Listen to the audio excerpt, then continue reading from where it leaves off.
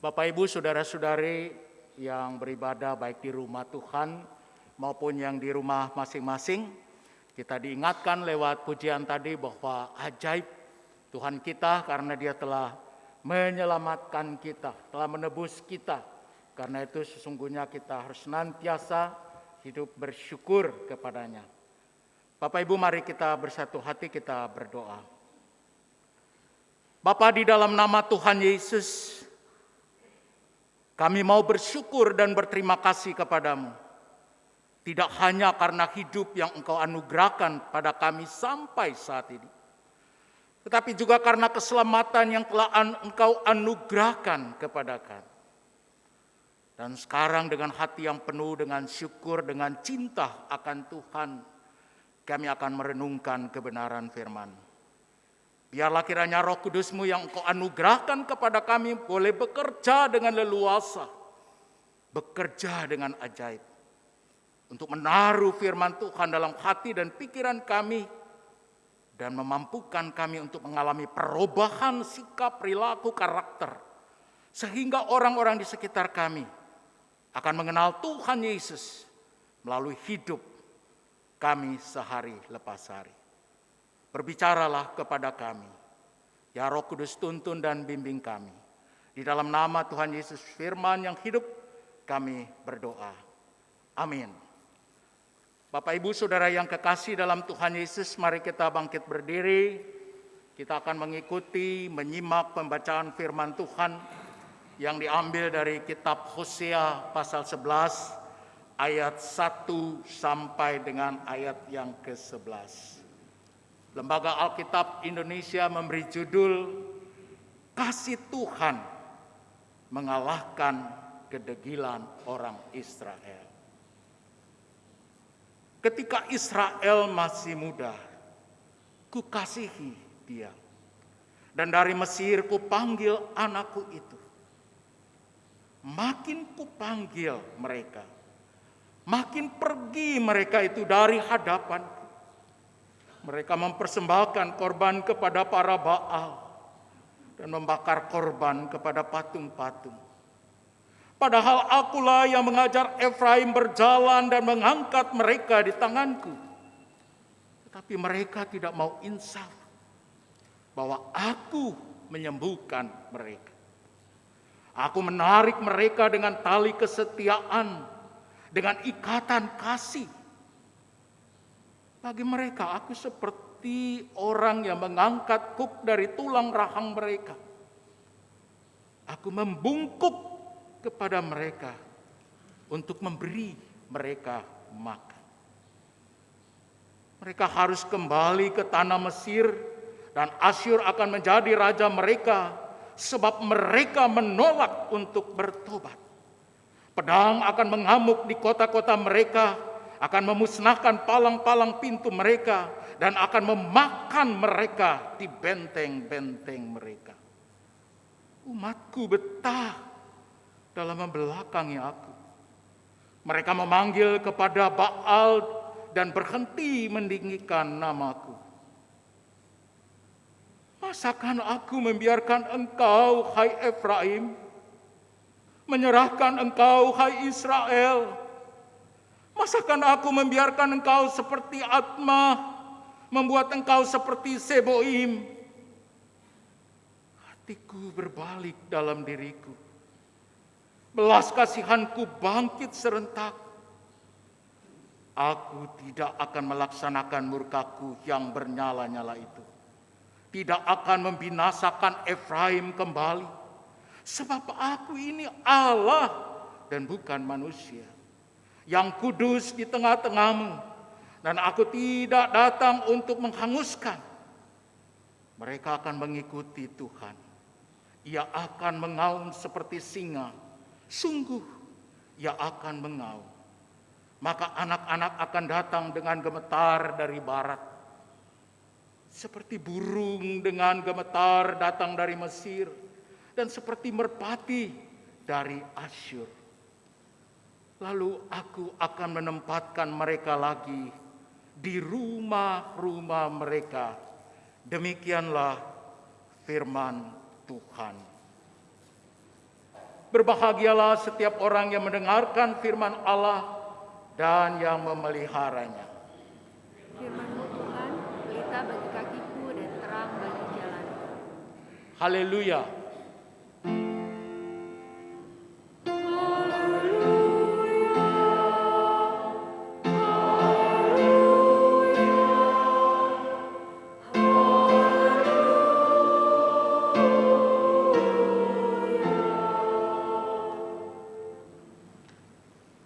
Silakan duduk.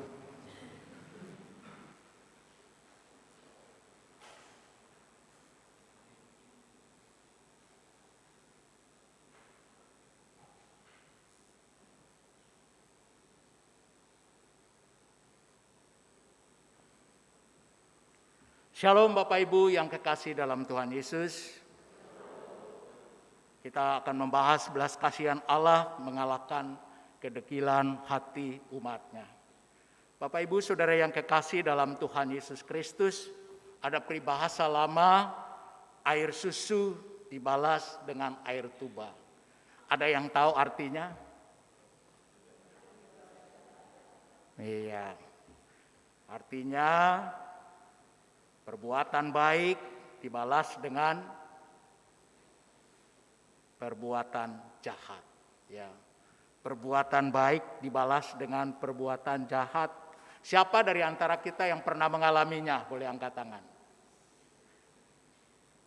Tidak ada?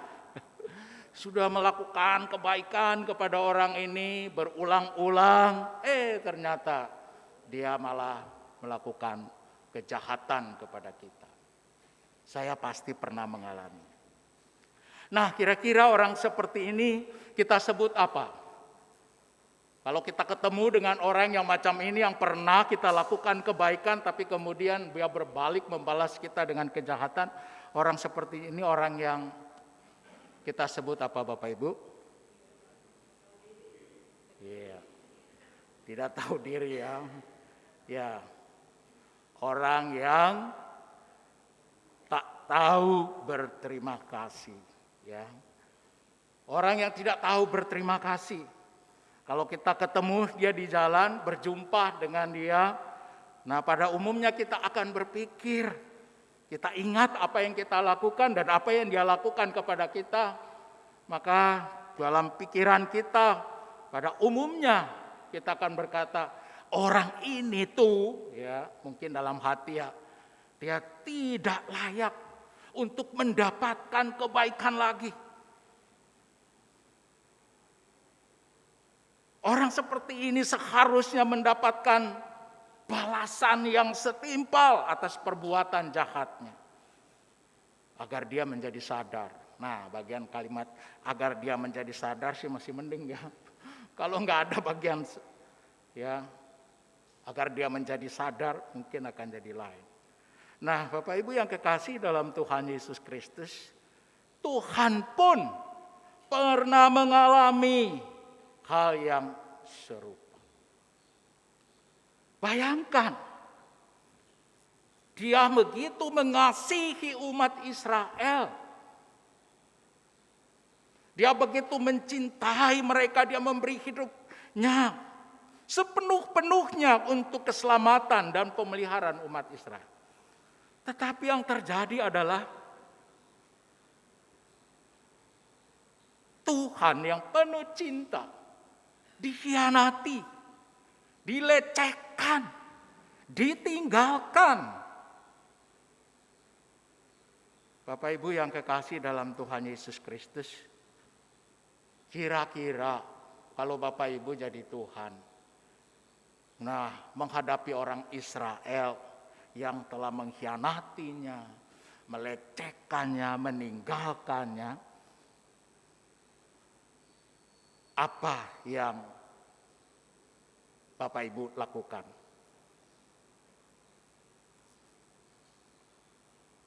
Gimana Bapak Ibu? Apa yang dilakukan? Ya? Ya, marah ya.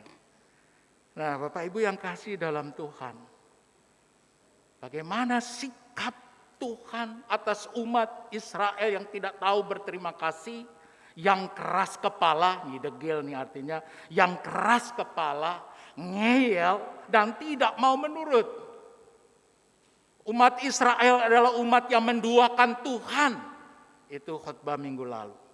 Di satu sisi mereka percaya kepada Tuhan. Tetapi di sisi lain mereka percaya menyembah berhala dengan mempersembahkan korban kepada Baal. Dan membakar korban kepada patung-patung buatan tangan manusia. Mereka betah membelakangi Tuhan. Israel jatuh di dalam persundalan dan dengan menyembah berhala yang sangat melukai hati Tuhan. Dalam pasal sebelumnya ayat yang terakhir di sana dikatakan betapa dahsyatnya kejahatan Israel. Umat yang tidak hanya dikasihi Tuhan, tetapi telah banyak mengalami cinta kasih Tuhan, tetapi mereka melakukan hal seperti itu. Dengan demikian Bapak Ibu yang kekasih dalam Tuhan Yesus Kristus, Allah punya alasan untuk marah. Punya alasan untuk marah, murka, dan menghukum umat Israel. Umat yang dikasihi. Umat itu tidak diperlakukan, sudah diperlakukan seperti anakku, dikatakan dalam ayat-ayat yang kita baca. Kupanggil anakku. Dengan penuh kesabaran, akulah yang mengajar, berjalan, dan mengangkat mereka di tanganku. Mengikat mereka dengan tali kasih kesetiaan dan penuh pengorbanan. Aku membungkuk, bayangkan. Allah yang Maha Kuasa pencipta langit dan bumi itu membungkuk. Untuk apa? untuk sekedar memberikan makanan kepada umat Israel ketika masih muda. Namun sekali lagi umat Israel itu mengkhianatinya, melecehkannya, bahkan meninggalkannya dengan mengikuti ilah-ilah lain. Bapak Ibu Saudara yang kekasih dalam Tuhan Yesus Kristus, coba kita bayangkan sebagai orang tua, siapa yang tidak akan marah ketika anak-anak yang berulang kali kita nasihati agar jangan melakukan sesuatu kesalahan atau kejahatan. Tetapi berulang kali anak itu jatuh dan jatuh. Sesabar-sabarnya kita sebagai orang tua, tentu kita tidak mau membiarkan anak kita jatuh di dalam kejahatan yang tidak hanya merugikan dirinya sendiri, tapi juga merugikan orang lain, bahkan merusak nama baik kita. Dalam kasus-kasus tertentu saya menemukan ada orang tua yang tadinya sehat-sehat, tiba-tiba mendadak kesehatannya drop. Dan tidak hanya drop, tapi juga meninggal dunia. Karena apa? Karena orang tua begitu tertekan, malu dan tak berdaya menghadapi kejahatan anak-anak mereka. Selain itu ada juga yang orang tua yang memutuskan hubungan orang tua dengan anak-anak mereka. Karena apa? Karena tidak kuat untuk menanggung kesusahan dan juga aib yang ditinggalkan oleh anak mereka. Bapak Ibu yang kekasih, kalau masih ada orang tua yang bertahan, itu karena orang tua yang sangat kuat kasih sayangnya kepada anak. Seperti Allah mengasihi umat Israel. Allah yang tidak terbatas, tidak ingin agar anak-anaknya, agar manusia yang telah diciptakannya jatuh dan jatuh lagi di dalam dosa. Tuhan ingin agar umatnya, saya dan saudara-saudara, tahu jika kita bertobat dan kembali kepadanya, kita akan diampuni, kita akan dipulihkan. Tetapi Tuhan tahu juga bahwa sebagian dari kita tidak mau melakukannya. Dalam arti tertentu, yang tersisa hanyalah kenangan pahit dari kasih, dari cinta yang bertepuk sebelah tangan. Bapak Ibu yang kekasih dalam Tuhan Yesus Kristus, kasih Allah mendapatkan tantangan yang sangat dahsyat dan menjadi sangat beralasan, sangat adil, sangat masuk akal jika Allah menghentikan kasih-Nya dan menggantinya dengan kemarahan, kemurkaan, dan penghukuman. Itulah yang dikatakan di dalam ayat 5 dan 6. Mereka harus kembali ke Mesir. Asyur menjadi raja mereka. Tuhan menghukum mereka. Mereka harus kembali ke tanah Mesir dan Asyur akan menjadi raja mereka. Bapak Ibu yang kekasih dalam Tuhan, penghukuman itu terjadi pada masa Raja Hosea bin Ela oleh Salmaneser Raja Asyur. Jadi tidak hanya nubuatan bahwa Tuhan menghukum mereka, tetapi itu sudah digenapi. Tuhan mengirimkan Raja Asyur untuk menghukum mereka. Bapak Ibu Saudara yang kasih dalam Tuhan, pertanyaan kita sekarang adalah, apakah Allah terus marah dan menghukum umat Israel dengan dosa dan kejahatan yang begitu luar biasa? Maka kita bersyukur lewat firman Tuhan ini, ternyata Tuhan hakim yang enggan. Hakim yang enggan. Ia tidak ingin menjatuhkan hukuman kebinasaan dalam kemarahan dan kemurkaan yang menyala-nyala. Hatinya berubah dari keinginan untuk menghukum kepada keinginan untuk menyelamatkan. Luar biasa Tuhan itu. Karena apa? Karena ini, Dia adalah Allah yang penuh belas kasihan. Belas kasihan, di satu sisi Dia adalah hakim yang adil, tapi di sisi lain Dia memiliki belas kasihan.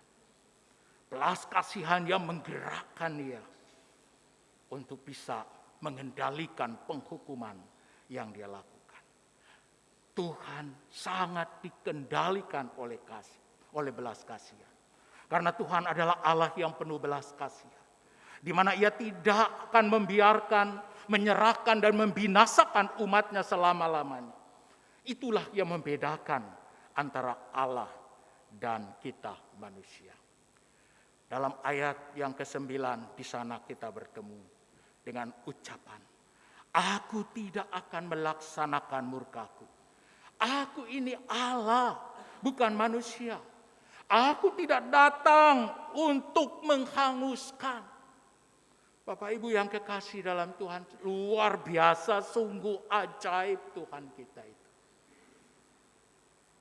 Dan hasil dari belas kasihan ini yang muncul, yang akan membawa umat Israel yang sedang menjalani hukuman di negeri asing kembali kepada Tuhan.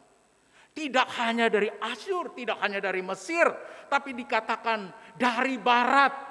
Asyur dan Mesir itu tidak di bagian barat.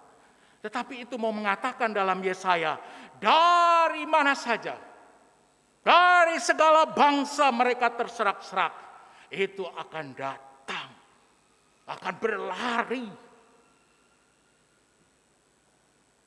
mencari Tuhan.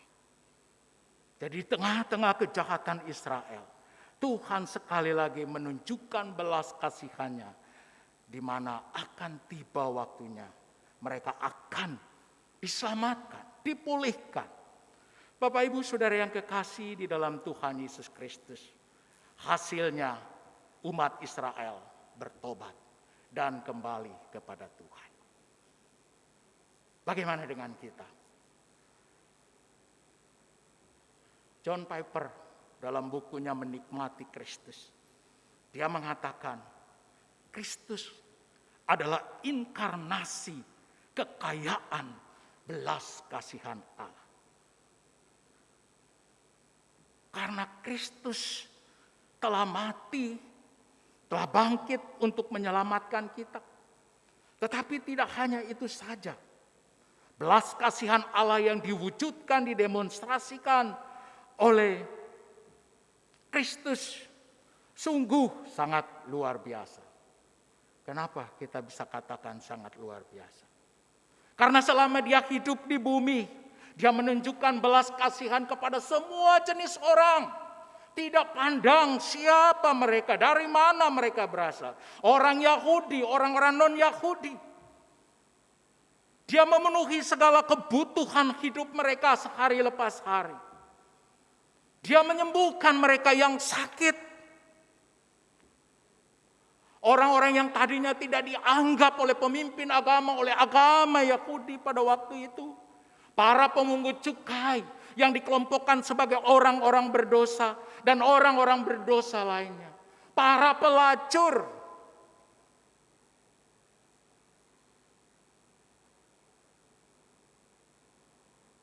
Belas kasihan Tuhan merangkul dan merengkuh mereka dalam pelukan kasih Allah Bapa yang ajaib itu. Bapak Ibu Saudara yang kekasih dalam Tuhan, Tuhan panggil kita tidak hanya untuk diselamatkan, tapi Tuhan ingin agar kita juga mau hidup dan mempersaksikan belas kasihan Tuhan kepada setiap orang yang ada di sekitar kita. Mungkin mereka anggota keluarga kita. Mungkin mereka itu adalah rekan kerja kita. Mungkin mereka itu adalah rekan pelayanan kita. Dan satu saat mereka jatuh di dalam dosa. Satu saat mereka melakukan perbuatan yang tidak kita inginkan. Sakitnya di sini, bahkan di kepala sampai kita tidak bisa tidur. Jangan cepat-cepat untuk menghakimi mereka. Jangan cepat-cepat untuk menolak mereka, mengabaikan mereka sambil katakan sampai mati saya tidak akan mengampuni. Biar kamu binasa di api neraka jahanam itu.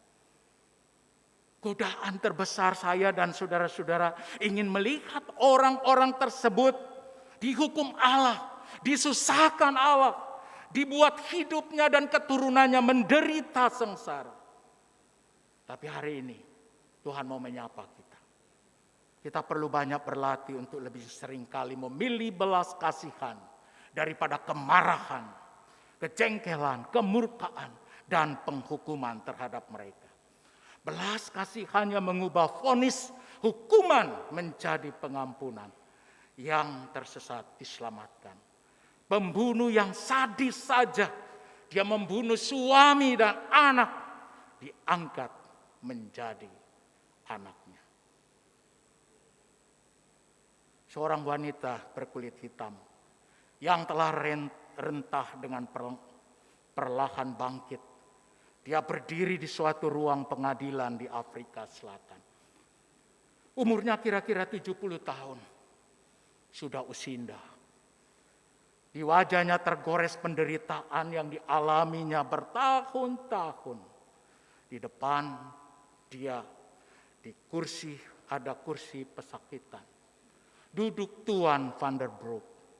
Ia telah dinyatakan bersalah. Telah membunuh anak laki-laki dan suami wanita itu. Beberapa tahun yang lalu. Laki-laki itu datang di rumah wanita itu. Ia mengambil anaknya, menembaknya, dan membakarnya. Beberapa tahun kemudian, Tuan van der Broek datang lagi ke rumah itu. Dia mengambil suaminya, membawa sang suami. 2 tahun sudah lewat. Si wanita ini tidak tahu apa yang terjadi dengan suaminya. Tuan van der Broek datang, menjemputnya dan membawanya di suatu tempat, lalu memperlihatkan kepadanya sang suami yang dicintainya sedang disiksa, diikat, disiksa. Lalu mereka memaksa suaminya berdiri di atas tumpukan kayu kering dan menyiramnya dengan bensin. Kata-kata yang terakhir terdengar dari sang suami. Bapa, ampuni mereka. Belum lama berselang, Tuan van der Broek ditangkap dan diadili. Ia dinyatakan bersalah dan sekarang adalah saatnya untuk menentukan hukumannya. Ketika wanita itu berdiri, hakim bertanya kepadanya, apa yang harus dilakukan pengadilan terhadap orang ini? Yang secara brutal telah menghabisi keluarga Anda. Wanita itu menjawab, saya ingin 3 hal. Yang pertama, saya ingin dibawa ke tempat suami saya dibunuh dan saya akan mengumpulkan debunya untuk menguburkannya secara terhormat. Setelah berhenti sejenak, ia melanjutkan yang kedua, suami dan anak-anak saya adalah satu-satunya keluarga saya. Oleh karena itu saya minta adalah saya ingin agar Tuan van der Broek menjadi anak saya. Saya ingin dia datang 2 kali sebulan ke ghetto, perumahan orang kulit hitam. Dan melewatkan sehari bersama saya. Hingga saya dapat mencurahkan sepenuh-penuhnya kasih yang masih ada di dalam. Dan akhirnya dia berkata yang ketiga, saya ingin Tuan van der Broek tahu bahwa saya memberikan maaf karena Yesus Kristus mati mengampuni saya. Seperti yang suami saya lakukan, Bapa ampuni. Oleh karena itu, bolehkah saya meminta seorang membantu saya ke depan hingga saya dapat mendekat Tuan Van der Broek ke dalam pelukan saya dan menunjukkan kepadanya bahwa saya sungguh-sungguh memaafkannya. Bapak Ibu Saudara yang kasih, apa yang dilakukan oleh wanita tua ini, itu merupakan gambaran nyata dari Allah yang begitu mengasihi kita umat manusia. Memang kelihatannya Allah tidak konsisten terhadap malapetaka yang hendak didatangkannya. Namun hal tersebut menunjukkan bahwa Allah bukanlah manusia. Allah penuh dengan balas kasihan. Allah yang mengasihi, Allah yang penyayang, Allah yang panjang sabar, Allah yang berlimpah kasih setianya. Bapak Ibu yang kekasih dalam Tuhan Yesus Kristus, Tuhan Yesus mau berbisik kepada saya dan saudara-saudara pada hari Minggu ini. Yang ku kehendaki ialah belas kasihan, bukan persembahan. Karena aku datang bukan memanggil orang yang benar, melainkan orang berdosa. Kiranya Tuhan Yesus Kristus memberkati kita semua. Amin.